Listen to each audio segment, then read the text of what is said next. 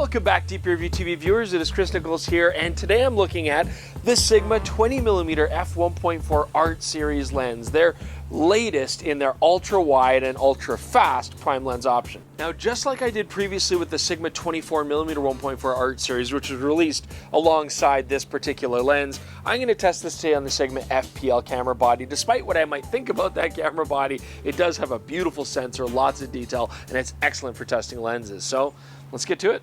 Now, any 20mm 1.4 lens is going to have some bulk and size to it, but actually the Sigma 20mm Art lens is fairly compact, only 635 grams. That's a third of a noct, very manageable. Still has that excellent build quality that we come to expect out of a Sigma Art 1.4 series lens.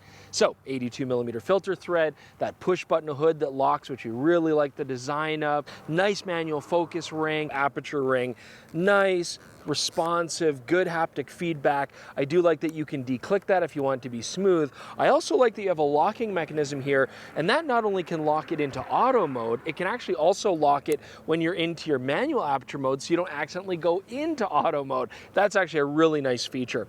Autofocus, manual focus selector switch. We do have a customizable button here as well. And then for the manual focus, we also have a switch that will lock the manual focus in place. And this is really useful for, again, things like close-up macro work, but also especially things like astrophotography, where you get that exact distance you want for the stars, click that lock, and then you never have to worry about accidentally moving it or bumping it or anything like that. And astrophotography is something this lens will absolutely be designed for. Now, when it comes to close-up, I was surprised to see just how close we can get with this new 20mm 1.4 Art lens. Even though it is a 20mm focal length, you can still get a 1:6 life-size reproduction. That's pretty decent. You are physically very close. This is one of those situations where the hood of the lens is very likely putting a shadow on the subject, but you get the angle right. The ultra-wide just gives you that expansive perspective. Everything in the background falls far, far away. You can get very shallow depth of field as well with that 1.4 aperture. And actually I was impressed with how sharp the details are when you are shooting up close like that. So macro lens in a pinch, maybe not, but it gets you pretty close.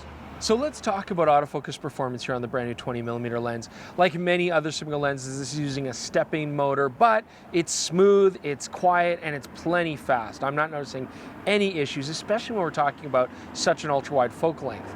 Now, breathing for video, this is where, as you manually focus the lens to do a focus pull in video, you might see the frame zoom in and zoom out, the focal length changing. Of course, that's really bad for focus pulls. The Sigma 20mm has a little bit of breathing, but it's very well controlled. You can see here, the edges are moving a little bit, but considering how wide it is, actually you can do some nice shots here in focus pulls with minimal problems. So how did this 20mm 1.4 Art lens handle shooting towards the sun? Well, actually really quite well. Flare was well controlled, didn't really see much loss of contrast. Ghosting was actually kept to a minimum as well. You see it a little bit, but not too bad. And actually delivers an okay sunstar. Got an 11 bladed aperture in this lens. So when you shoot sunstars, they've got a lot of tines, a lot of detail. It's a little bit blurry, but still quite dramatic overall. Time to talk about bokeh. Now, of course, this is a 20mm lens. You don't expect it to give very shallow depth of field, but the fact that it's 1.4 and that you have good close focusing capabilities means sometimes it is a possibility. So firstly, let's talk about specular highlights. We found a great opportunity to shoot these, and as you can see here, shooting wide open at 1.4, smooth, clean bokeh, no onion rings that we can see of, little bit of cat's eye in the corners, and extends a fair ways towards the center, but overall beautiful and smooth looking. We stop down the lens here, you can see that things get a little bit more round. We're not getting as much cat's eye, not getting any polygonal shapes. I mean, this has an 11 bladed aperture, so it still gives us that very nice smooth round shape. So overall, the bokeh here is beautiful. But beyond just specular highlights, what I'm really noticing about this 20mm is that we're getting a really nice smooth transition from in focus to out of focus areas. I think this would be a fantastic lens when you want to just draw the eye towards areas in focus. And of course, if you're doing landscapes, you're going to get tons of depth of field anyways. Bokeh, longitudinal chromatic aberration, where you get the color fringing in focus and out of focus areas, both foreground and background, hard to fix at both, yada, yada, yada. How does this lens handle it? Well, much like the 24mm that we reviewed as well that came out at the same time, you've got bokeh, you can see it if you look hard for it. It's actually pretty well controlled, very minimal. I don't think it would represent much of a problem. You can see here just that little bit of green in the background, a little bit of magenta shift in the foreground, but minor overall. So just how sharp is the 20mm Art lens? Well, let's take a look. So first, shooting wide open 1.4 in the center of the frame. Actually, I was very impressed. It's not bad. I mean, a little bit of loss of contrast there you can see. When we stop down the lens a bit, Totally beautiful, sharpens up really quickly and very nicely. In the corners here, focused upper left corner, shooting 1.4, pretty impressed. Again, it's just the contrast is a little bit less, but it's got a lot of detail. We stop down the lens again, it improves quite nicely. So overall, although this lens does benefit from stopping down, I would happily shoot it wide open at 1.4. And that does make a lot of sense because I feel like that's what Sigma's optimizing this particular lens for, shooting wide open, especially if you want to do astrophotography situations. And I think that's something we really want to test out. So let's go try that next. Okay, so we're out here. We finally found a night to shoot some astrophotography. Weather conditions have not been great, but we're out here tonight. It hasn't been ideal. We had a bright moon for a while and we got lots of clouds, light pollution, but hey, we're having fun. We're making it work. And I'm really happy to have this particular lens to test out here because it promises a lot for astrophotography, and actually it really did deliver. So I shot a lot here wide open at 1.4 just to see how the stars were. There's a tiny bit of coma, but really it's doing a really good job. The corners still look really good. It's sharp throughout the frame.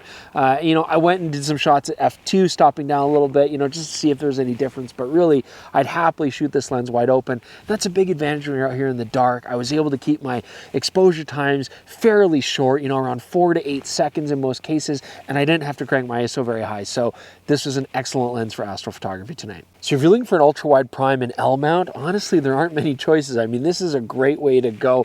Its closest competition is really the 24mm 1.4 Art that we just reviewed, its sister lens, so to speak. So, I mean, if you want a nice, fast, ultra-wide prime, I think this is a great way to go for L mount. Now, what about Sony E mount? Well, in that situation, you do have a good competitor. Sony makes the 20mm f1.8. It's a beautiful lens, compact, very sharp. They're the same price. However, I still think this is a very viable option because you are getting a brighter lens, and if you really need that extra light, the price is the same. It's still a manageable size and weight. This has a lot of advantages. So you know what impressed me most about this lens is actually just how few compromises we have here. I mean, it's a fantastic performer all around, even shooting wide open. And hopefully this video helps you guys decide if this is a good lens for you to add to your camera bag if you're looking for a fast, wide angle prime. But do leave your comments below. Let us know what you think about this. Do, you know, like and subscribe to the channel. Click the notification bell so you don't miss anything. We'd really appreciate that. Check out the sample galleries that we shot on here on DPReview.com. Those are available. Link is in the description below. But otherwise, thank you guys so much for joining us on this beautiful evening. And we will see you guys soon shortly for another episode of DPReview TV. Let's go to sleep. All right, bedtime.